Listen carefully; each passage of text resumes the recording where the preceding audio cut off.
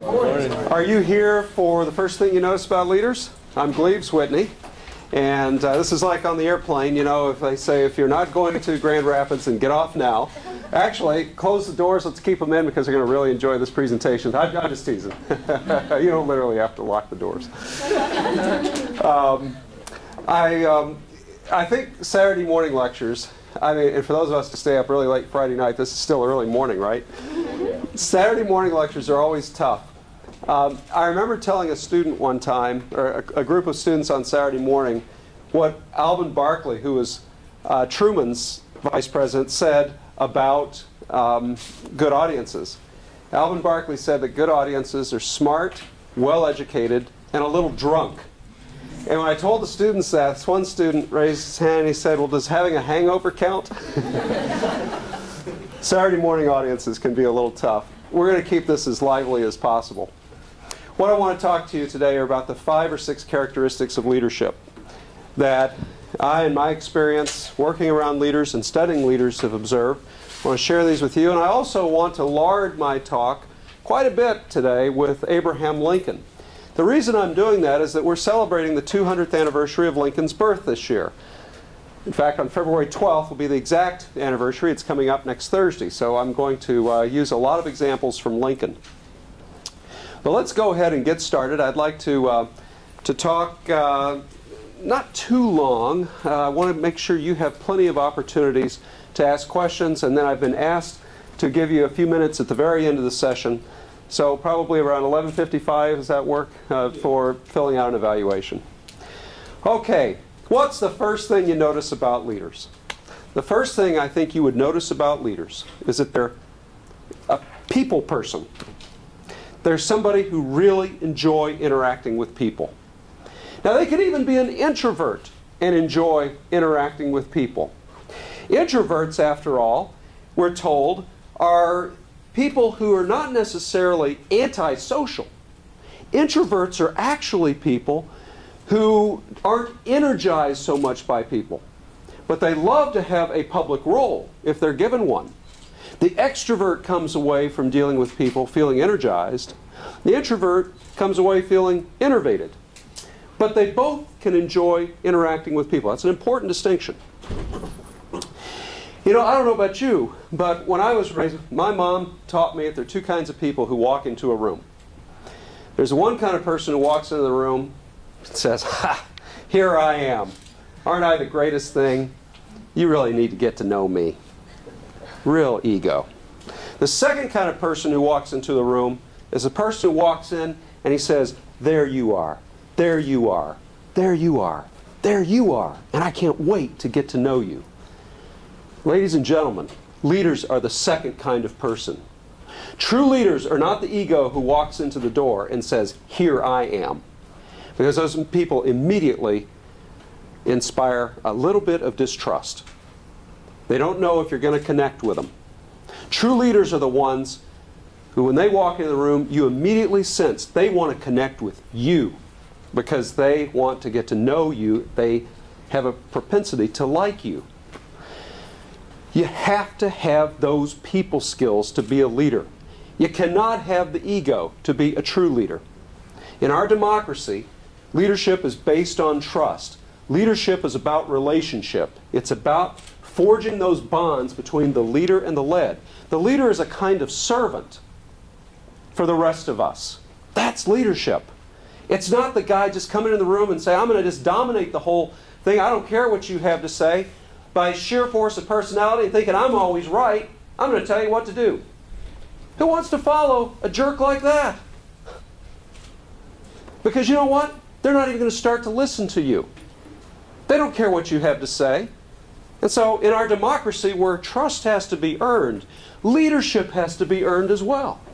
So you turn off and say, "No, I would rather follow somebody who is willing to serve rather than just dominate."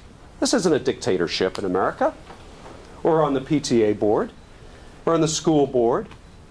No, leadership is about relationship. It's about people who want to get to know and connect with other people. Now, Abraham Lincoln illustrates this brilliantly in so many ways. When Abraham Lincoln was a kid, he was awkward. He was the ugliest kid on the frontier. Everybody thought that this guy was just plain ugly. He was gawky, he was tall, he was awkward. You would have looked at Abraham Lincoln on the frontier, and if we had a time machine and we were able to go back and look at Lincoln in one of the most remote areas of the United States in 1809 when he was born, in one of the most primitive conditions in terms of the ability to get an education, because he had 1 year of schooling his entire life. 1 year. This tall, gangly kid who didn't seem to have much going for him, coming from a cabin with a dirt floor. In fact, Abraham Lincoln's family and their neighbors, the families who would visit his particular family, they said Lincoln was poorer than most frontier families. The family Lincoln grew up in, with Thomas and Nancy, his dad and mom. He grew up in terrible situations. And, you know, without the schooling, without the material well-being, physically ugly, socially awkward. He was very awkward around girls, for example, growing up. And yet he had a special quality that people saw from the very beginning. That special quality was his ability to connect with people. Now, he's awkward around the girls, but what the boys noticed was that he would go to church on Sunday morning, and he would come back, and he would sort of stand in a fence with the fence railing there. You know how you kind of weave your legs into a fence rail? And he would totally re-talk the sermon he had heard that morning and the lessons, but he would do it with humor. And he'd get the kids laughing. He learned he had an ability to connect. He wanted to make people pleased. He wanted to please them. He wanted to connect with them. He loved to tell stories. He had all these ways that he learned to overcome his material poverty, his lack of schooling, his ugliness, to make himself a likable person. And he knew to be likable, he had to reach out to others instead of just be the ego. Now, he sure thought he was plenty smart. We have evidence from his early letters that he thought, yeah, he knew he was above average intelligence. But he did not use that above average intelligence to dominate or to be arrogant over others. He sincerely tried to connect with them. This was an important quality. This goes a long way to explaining how one of the ugliest people ever in American politics, with arguably the least formal schooling of any but Andrew Johnson, his successor, this goes far to explain how a guy could go from this low all the way to the top office in the United States of America. He didn't do it because of political connections that he was born with. He didn't do it because of his Harvard education. He didn't do it because his family had a lot of money, the Eastern establishment. Think of what he overcame. And he did it primarily because he was a people person. He connected. Now, he was introverted. He found people innovating. And he would go and he'd recharge his battery by reading or by taking long walks. It was reported that in Washington, D.C., as president, you could see him taking long walks through the streets. In those days, you know, you didn't have all the cars, the black limos and the SUVs and the Secret Service around you and the hordes that exist today. So Lincoln is a very interesting case study in being a people person.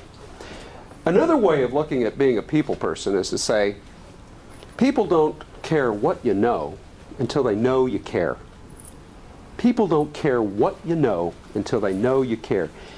Ladies and gentlemen, you just have to establish that relationship, that bond with other human beings if you ever want them to follow you. That's the key. That's the first thing you notice about a leader walking into a room.